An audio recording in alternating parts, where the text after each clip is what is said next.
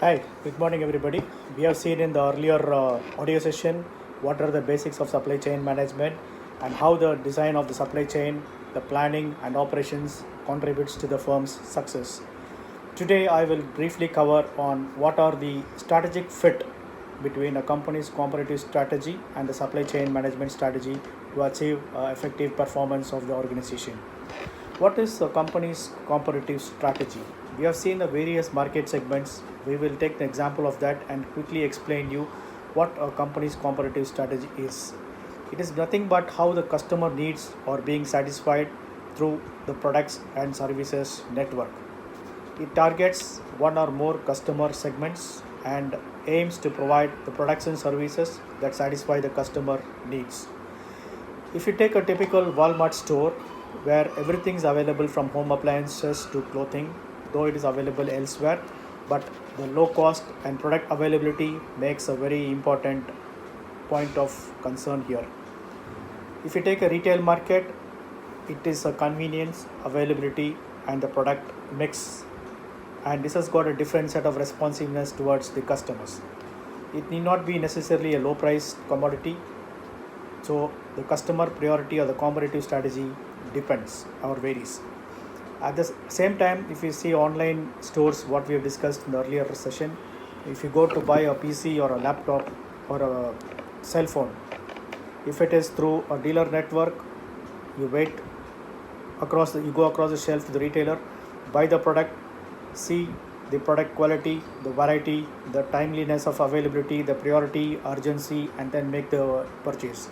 Or if it is going to be through online mode, where with more customization and lower reasonable cost with a affordable lead time, then we go for retail solutions. So as we have seen, there are a lot of customer strategies and how the sync between the customer strategy and the supply chain strategy is going to work here. A typical supply chain strategy will start with the value chain function model, which we have seen right from the product development to the marketing and sales involvement to the operations team to the distribution and then to the services.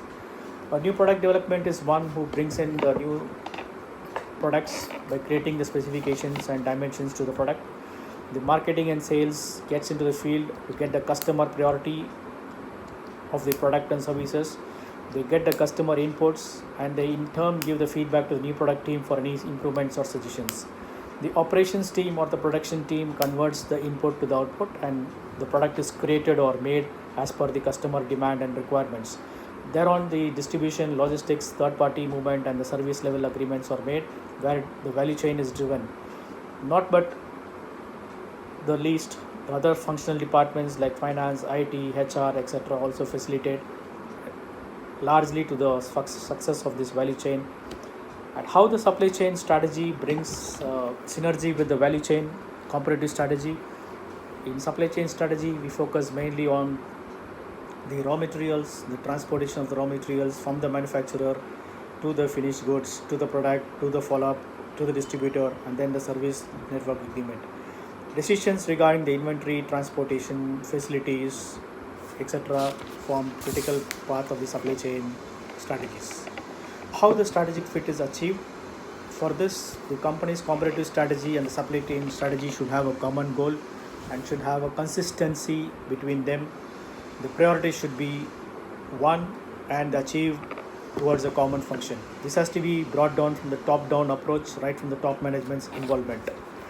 Basically, there are three steps to cover the competitive strategies. One, understanding the customer supply uncertainty. Two, understanding the supply chain capabilities and how to deliver or achieve the strategic fit. I will take the example of two different stores to understand the customer and supply chain uncertainties. Take a typical 7-Eleven stores, which is coming commonly across the globe, and recently in India is also planning to come with 7-Eleven stores. So, what is the purpose of the 7-Eleven stores? It is basically the convenience and nearby availability of the products. It is not necessarily lowest price. Whereas the retail stores or a department store, people wait for the low price to come. People can afford to wait for the inventories to build up, and they are waiting for larger packs, discounts, volumes to be made, higher buying, lower price. The waiting time is slightly higher.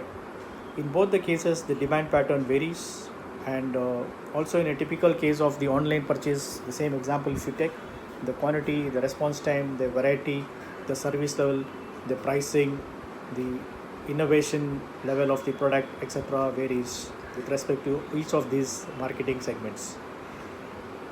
If supply chain has to come into picture, how to map this with the customer response requirements? The supply chain should be more responsiveness, agile, and have a variety of quantity requirements demanded, meet the shortest lead times, handle the large variety of products, build higher innovative products, meet higher service levels, and handle supply chain uncertainties to effectively increase the responsiveness.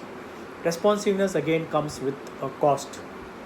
A capacity to increase means the cost of the production also increases. This leads to supply chain efficiency.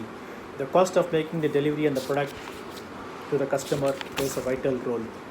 The more the capability, the more the responsiveness. Again, in the typical 7-Eleven stores, we all know that they have different types of food segments or serving the foods, say for lunch, breakfast, and dinner. So the responsiveness is very agile, very aggressive, and very fast, and the planning and replenishment cycle is being wonderfully planned in the case of a typical fast line supermarket stores. Whereas if you take an online manufacturer or a supermarket, the supply chain capability and strategy slightly varies depending on the lead time and the customer focus. Hence, the design plays a very vital role in the supply chain efficiency in both the all the above cases.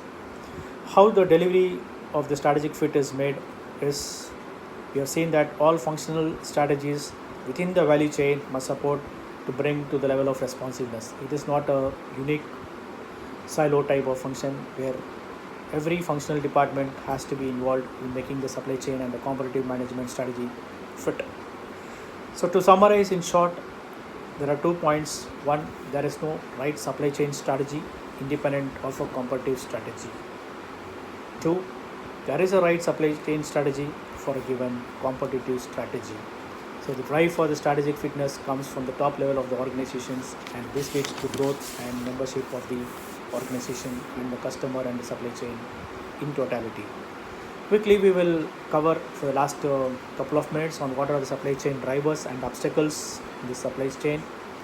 There are 4 main drivers I will cover here. One is the inventory, 2 is the facilities, 3 is the transportation, and last but not the least is the information technology. For the competitive strategy to align with the supply chain strategy and for having efficient and responsive supply chain structure, the facility, inventory, transportation, information plays a vital role. Facility basically talks about the production facilities or the warehousing or storage locations, how to strategize it, how to, based on the customer demand, how to build it or how to plan for it. Inventory, we all know it is basically the raw material inventory, finished goods inventory, and the working process inventories at the various levels in the factory or the finished goods at the warehouse or the location you decide. Transportation, we all know that it is a mode of movement. There are various transportation methods depending on the customer segments, the marketing strategies. We take the rail, road, or air based on the cost and economics of the profitability of the product. Information is very vital in these days, and the data flow and analytics throughout the supply chain is very, very important. We will cover in detail at a later subject on these topics in detail. Before we conclude today, what are the basic obstacles for this value chain drivers? There are basically, based on the market research, we have found that the company faces obstacles in terms of increased variety of the products, a decreasing product life cycle, increasing demand of the customers, fragmentation, and globalization. Quickly, I will cover all these 4 topics. What is product variety, product proliferation, and mass customization? Product life cycle, if you see today, there are products which are having 3 to 5 years life cycle, or even some products which are having only 4 to 5 months life cycle, depending on the innovation and technology. Increasing demand of the customer base is, today customers are expecting higher lead time, lower cost, efficiency, performance, price to be the main factor. And fragmentation is less vertically integrated. Today people are moving towards more fragmented and integrated supply chain to bring down the cost of economics and having more customer configuration. Globalization, today we all know that the global supply chain plays a vital role. It gives increasedness